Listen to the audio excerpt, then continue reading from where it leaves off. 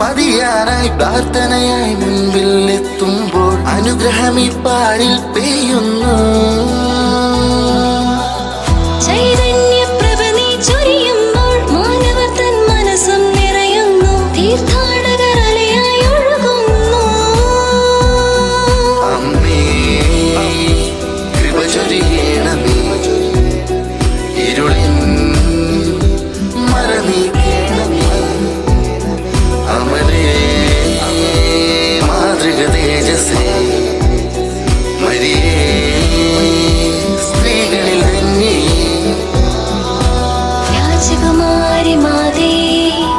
നിർമ്മലയാം കന്യകമാതേ ആശ്രിത രക്ഷകതായി